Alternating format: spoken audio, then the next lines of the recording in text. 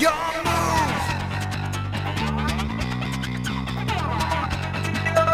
What is going on, you guys? Bashtian here, and today I'm coming at you with the second place locals winner.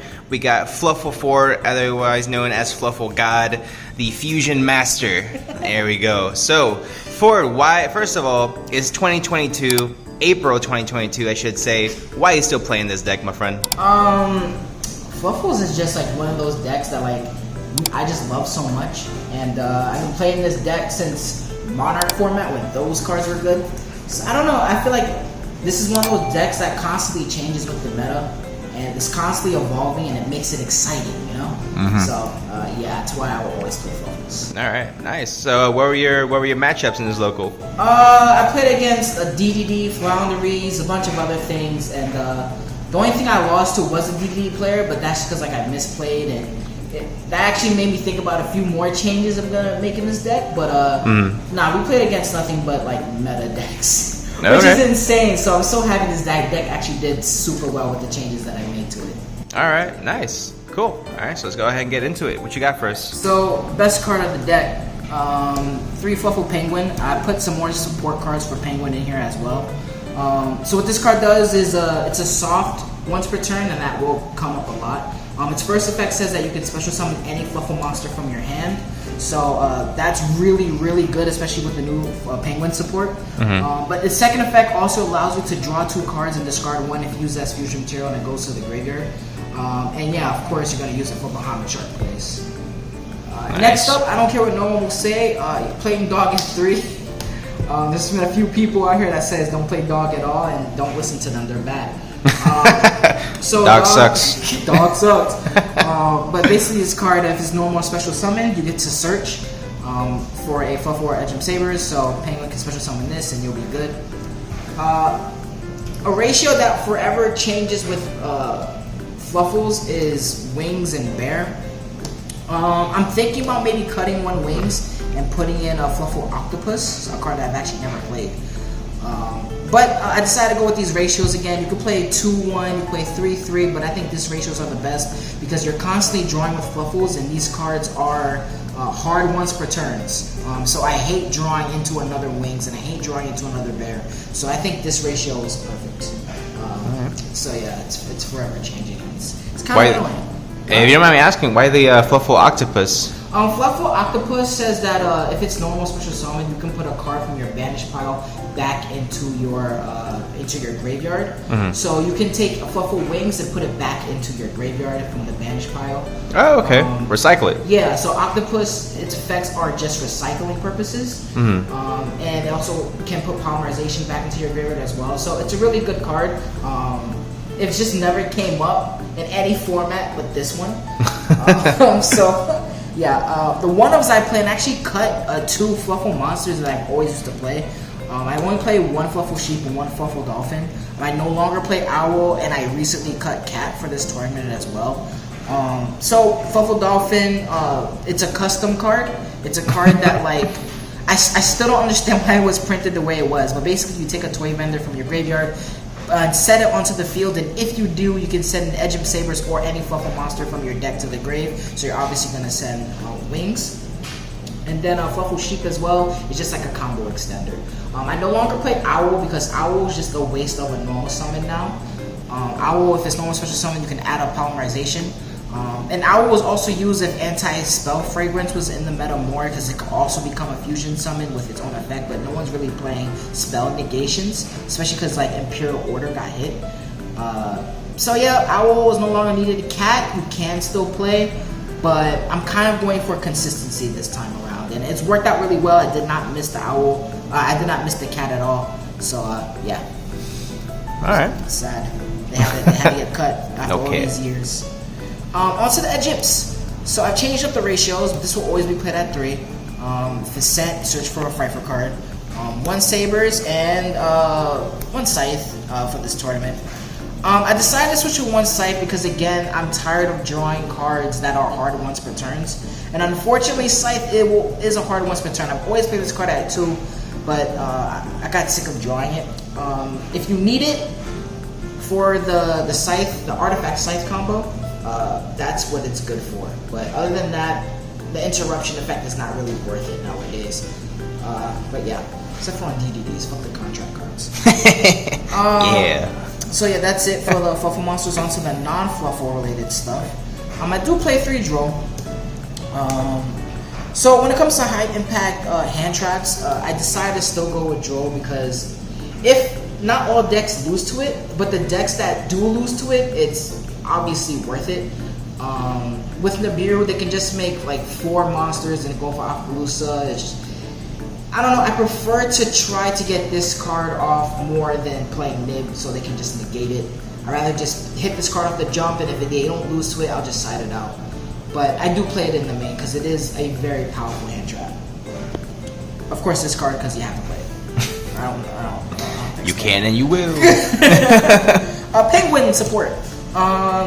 I played this card. What is this? I don't even know the name. I just call it Penguin. Alright. So Penguin, what this card does is you can tribute it when it's on the board and special summon 2 penguins from your deck, which are going to be Fluffal penguins. It's worked out a lot. It's a card where when you explain to your opponent, they have to negate, and of course, you know me, I love to bait out ashes and shit like that. So this card is really powerful, and I do use it with 2 Royal Penguin Garden. Royal Penguin Garden is such a good card. So when it's activated, you can add a penguin monster from your deck to your hand. So Fluffal Penguin or the penguin monster I just showed you. So the fact that you're adding a Fluffal Penguin from your deck to your hand is actually insane, right? It's like a second toy vendor.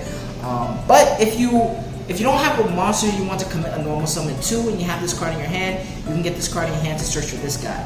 Its second effect says you can reduce a level by 1, so you can make this card a level 4, then normal summon it, attempt to activate the effect, special summon 2 Fluffal Penguins from your deck. It's really powerful, and it throws people off guard because, you know, it's a level 4 white waters, so you can make Bahamut Shark with the 2 penguins. So they're gonna negate something. They're either gonna negate the Bahamut Shark, they're gonna negate this card, or they're gonna negate this card. It's something that they need to because no one wants to see Totally Awesome on the board, which is still the stupidest name in Yu-Gi-Oh, but we play it. Cards, but broken. It's broken, but come on, Totally Awesome. 3 toy vendor, best card in the deck. If it's sent to the graveyard in any way, you get to add a Fluffal or a Edge of Sabers. Other effect, you can discard, draw, special summon any monster from your hand if the card you draw was a Fluffal. If not, goes to the grave. Best card of the deck. Best card of the deck, Patchwork. 2.0. Patchwork, you get to add a Edge monster or Polymerization to your hand. So pretty good. I play 1 for Fusion. I'm gonna play that too. Everybody always tells me to play that 1 and be optimal because it is a hard once per turn. Fuck optimal, man. Every single time, every single format I play that 1, I end up missing the second one, or I lose a game because I don't have a second one, which did happen at the locals. I'm putting this card back out too. 1 repair because combo extenders and Clue Whale can send it. 3 polys because we don't have a Fluffal polymerization yet. What is this? It's the secret. No, you don't play that one. Alright. So another big decision to decide to put it with this deck. I don't like spending money on Yu-Gi-Oh cards, but I have to. Unfortunately, Fluffals lose to hand traps, right? Fluffals is just one of those decks that just straight up lose to draw. If they ash at the right spot, it's over. So we have to keep playing. So I decided to play 3 triple tactics talent. Draw 2 cards, take their cards, whatever. I play 1 Call by the Grave as well, and 1 Instant Fusion for Millennium Eyes. Millennium Eyes is just a walking Call by the Grave. So I'm playing these 5 cards to keep going. I don't like playing Gamma and Driver. Just because, you know, for me, I always draw the bricks. I always draw the one that you don't want to see. But Fluffal players, they have this delusion that they're going to completely go off and never normal summon a monster or put a monster on the board. If you have a dog, you're going to summon a dog. If you have a penguin, you're going to summon a penguin. Not all the time you're going to open up broken every single game to give you that excuse that, oh, we use so much stuff before we even summon something. It's a delusion. It's not going to happen every time. But these cards, at least I can keep playing and consistently not cry when I have a Gamma in my hand but I have a monster on the board. I'm tired of that argument, so I'm never playing Gamma again. 3 Foolish. Obviously for the toy vendor, it's just the Rhoda. So that is it for the main deck. I believe that's 43 cards in the main. So yeah, so basically it's 40 cards with 3 triple tactics on. Extra deck, I made a few changes to this as well. It feels like with every single format, we lose more and more Fight for cards in the extra deck, which is just sad, but it is what it is. I am playing 2 Crew Will, I'm no longer playing 3. I gave up trying to make the rank 9 XZs good. It's over. It's good. It sucks. Bring back True King All Calamities. Now I play this card at 3. But yeah, I play it for 2. 1 for the Artifact Scythe pop. And 1 for a pop on my actual turn if I need to use this card. You can also send Repair with it as well. 1 Kraken. Kraken will always be a 1-of. I used to play that 2 back in the day. But this card can attack twice. It also can send a monster your opponent controls to the grave, doesn't destroy. And if you do, this card can't attack directly, but can just recycle it with the effect of Sabertooth. So I actually almost cut this card completely, but I'm glad I didn't because this combo out, it's instant games for a lot of decks. You send 2, because of this you get to recycle, so really good stuff. For the last Fight for card, I played 1 Fight for Tiger. Fight for Tiger obviously pops the board, clearing the way. Now, I know some people are always going to comment it, so I'll just address it in the video. I will not play Fight for Sheep. The meta does not need for Fight for Sheep, not anymore anyways. Fight for Sheep, what it does is if it attacks, your opponent cannot activate cards or effects until the end of the damage step, right? So it's good for like Cosmo, with the last time the card was actually good. So you attack a Cosmo monster and then they can't tag out because that's still within the damage step. At the end of the damage step was the game goes back to like a normal game state. The meta doesn't really require that card. It hasn't required it for years since Cosmo let it go. And another card that I actually didn't want to cut but needed to go because I realized it's not the time for it is Fight for Wolf. That's like, it's the same thing as Tiger, except it can attack as many times using fusion materials. It was a hard cut, but I kind of stopped with the all or nothing scenario, where it's like, I'm going to give up all my resources for the Tiger and Wolf combo, and if it doesn't come out, I just lose. I can't play the next turn either because I gave up everything for it. The ultimatums need to stop, that we keep losing because of it. And the last fusion card I play is Millenniumize. If your opponent will activate a card or effect, you can activate this card to target a card on the field or in the graveyard and negate it. So if your opponent uses an Ash, you can activate this card, negate the Ash, negate the Ogre, and negate the Veiler. It does not stop Nibiru, because again the card has to be on the field or in the graveyard, Nibiru stays in the hand. But for everything else, this card stops. And again, this deck loses to Droll, loses to hand traps, and this is a very hand trap centric meta right now. So yeah, Toad and Shark, I don't need to explain. Dweller and the Tornado Dragon. You summon these off the Penguin cards I talked about earlier. If you do get your 2 Fluffal Penguins on the field, they can special summon a dog, special summon another, and then you can either overlay into these 2, or you can go into Tornado and Abyss Dweller. Go into Abyss Dweller if you're playing against PKs, obviously. Tornado Dragon, if you don't want to go, if you opened up an Artifact Scythe, you can pop it on your opponent's turn with its own effect. So yeah.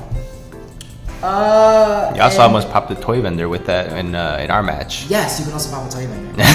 That was spicy. That is the thing. No, I think I used it against you to pop the Artifact Scythe, and then you like DD Crow'd the Scythe. DD Crow, best hand trap. Yeah, whatever, man.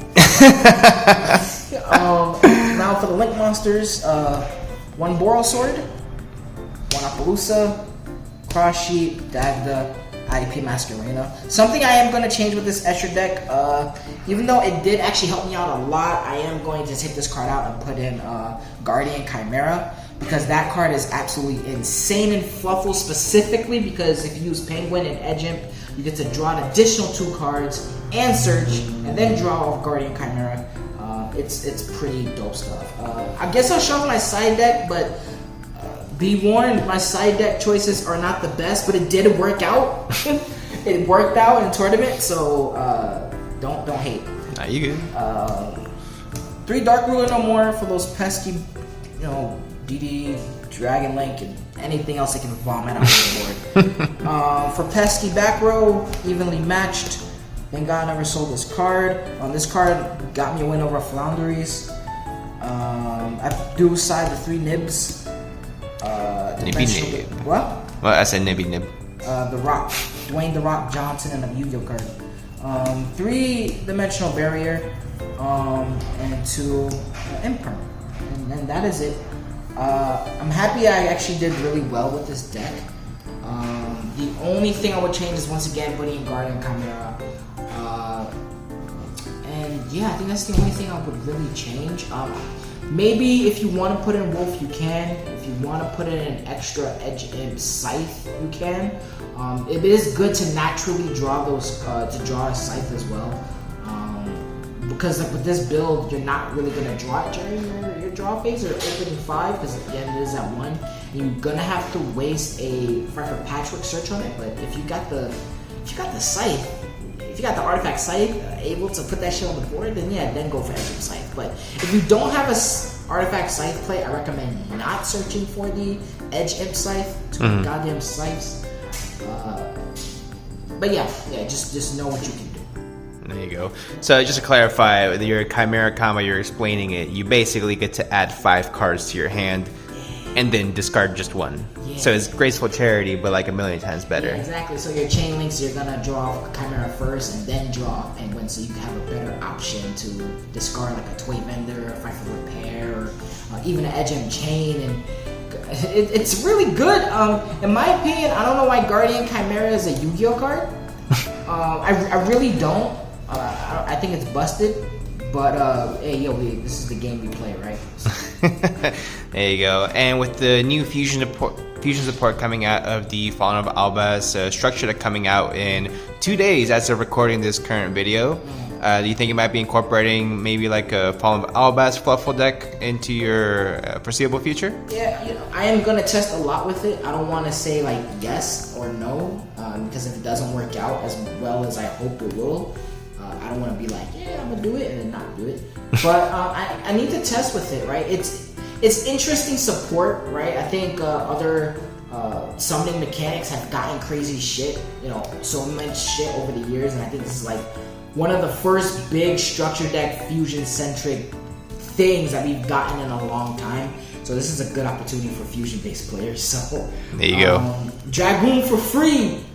I'm not gonna say no to that. So we'll see what happens. There is like obviously huge restrictions with the deck locking you into fusion monsters, because obviously I'm only playing a handful of fusion monsters in a fusion-based deck. So me being locked into fusions might not be the best thing for Fluffals. Who would have thought? Like 10 years ago, I would have never said that shit. but yeah. All right. We'll see. Cool. Well, when that time comes, we'll be back for another profile. See if you do that again. All right. Any last minute advice for any Fluffal watchers at home? Be good and don't misplay. There you go. Wise words from a wise man. Don't misplay. There you go. Thanks so much for being on the channel, guys. If you guys did enjoy, go ahead and leave a like on the video. Subscribe for more. We'll see you guys in the next one.